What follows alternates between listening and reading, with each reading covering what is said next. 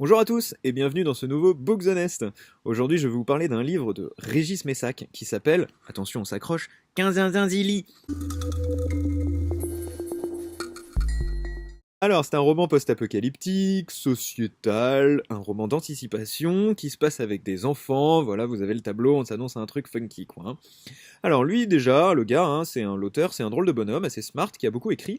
C'était un prof, et c'est aussi un sacré pessimiste, comme j'en ai pas vu souvent, hein. C'est pas le genre de gars qui parie sur l'humanité, et elle va d'ailleurs malheureusement lui donner raison, étant donné qu'il va finir sa vie dans des camps de la mort autour de 45, où on perd sa trace.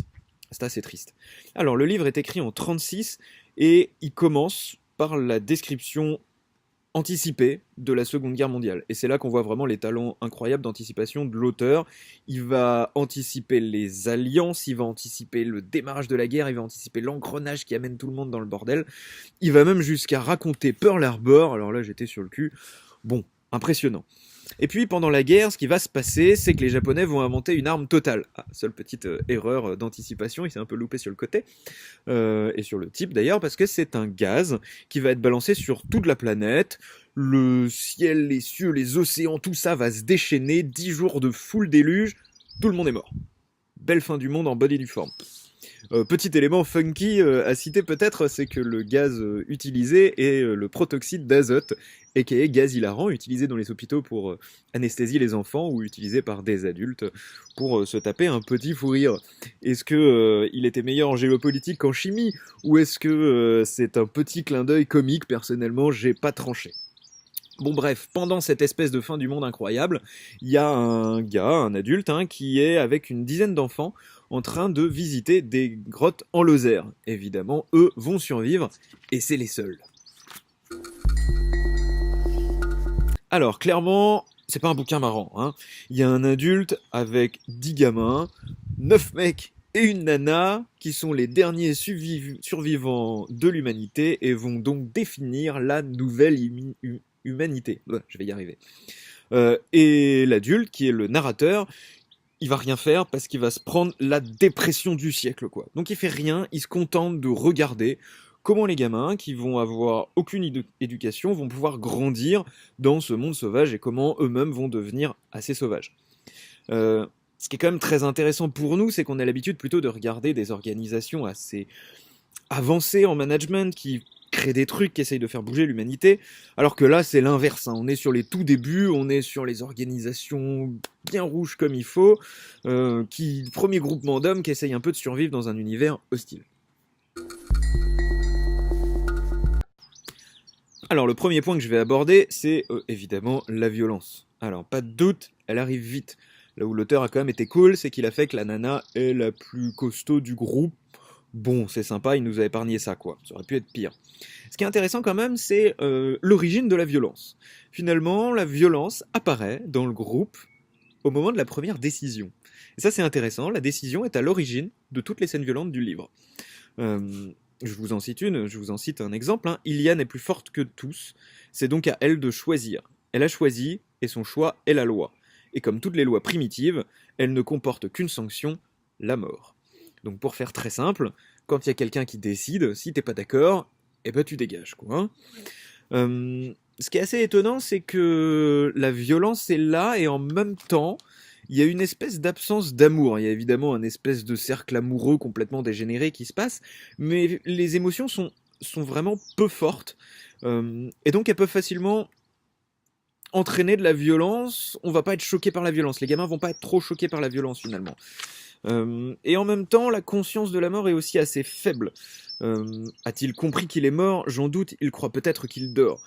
La conscience aiguë de la mort et de la violence, l'empathie qui se développe dans nos sociétés explique sans doute que la violence soit de moins en moins acceptable dans notre monde, et ça c'est étonnant. Les émotions sont là, mais elles ne sont pas profondes. L'amour est là, mais il n'est pas profond. La peine est là, mais elle n'est pas profonde. Donc on a des émotions qui sont fortes, mais peu durables, qui existent dans cette espèce de groupe. Est-ce que finalement l'empathie apparaît avec le développement de notre société? C'est une notion assez intéressante à creuser.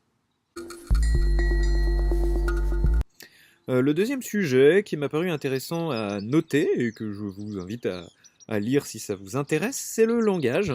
J'aime beaucoup quand on associe la réflexion avec le langage, évidemment c'est très lié. Mais là c'est un peu comme dans 1984 où on parle de la neuf langue, pour ceux qui ne connaissent pas. C'est un État un État complètement totalitaire qui enlève des mots petit à petit au langage, ce qui fait qu'on va réduire la capacité à penser aux gens.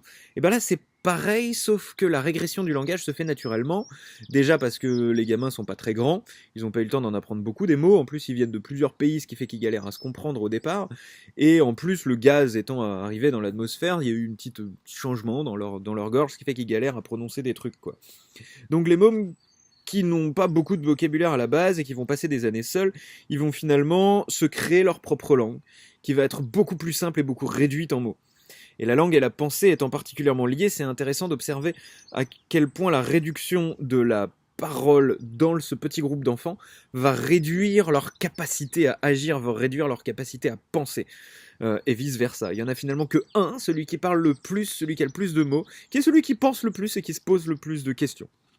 Toujours intéressant à voir. Enfin, et je m'arrêterai là, ce qui m'a plus intrigué à découvrir, c'est le lien indéniable entre le pouvoir et la superstition. C'est pas quelque chose que j'avais appréhendé aussi nettement que ça. On parle souvent du besoin fort de pouvoir dans les organisations primitives et violentes. Et il est globalement assez simple, hein, tu es en haut, t'es le plus fort, donc c'est toi qui décides, quoi. Donc on a besoin de pouvoir pour être en capacité d'appuyer des décisions, de faire prendre des décisions. Et accessoirement de survivre aussi. Comme on comprend pas grand chose à ce moment-là, on est quand même de retour à l'âge de pierre, hein, et la découverte du feu. Dès qu'il y a quelque chose qui se produit, qui est pas explicable pour ces enfants-là, et ben ça vient de Dieu, qui dans ce livre de gamin s'appelle Quinzinzinzili. Voilà, c'est de là que ça vient. Et ça c'est super intéressant. Dans une organisation rouge, le pouvoir n'est pas encore structurel comme il peut l'être dans une organisation ambre. Il n'est pas instauré et maintenu par la société et ses traditions. Il est très volatile. Et donc, c'est sur les croyances que les hommes s'appuient pour créer des espèces d'ancrage de pouvoir. Je vous en cite un qui est vraiment évident. Celui qui est le premier qui a réussi à faire marcher un briquet, il trouve un briquet dans une maison, ils sont tous en train de le tripatouiller pour voir à quoi ça sert. Tout d'un coup, il y en a un qui a réussi à déclencher le feu avec. Eh ben ils vont dire ok, c'est lui qui est le réceptacle du pouvoir du feu selon Quinzinzinzili, c'est donc lui qui a droit de posséder le briquet.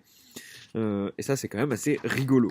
Donc ce sont donc les croyances et a fortiori la mythologie qui vont permettre d'amener un petit peu des systèmes de pouvoir tant nécessaires à la survie du groupe. Et d'ailleurs c'est intriguant de voir comme aussi toutes les grandes organisations ambres à l'origine sont très ancrées sur le pouvoir, même nos monarchies à l'époque qui étaient basées sur le roi soleil, hein, celui qui a reçu le pouvoir divin.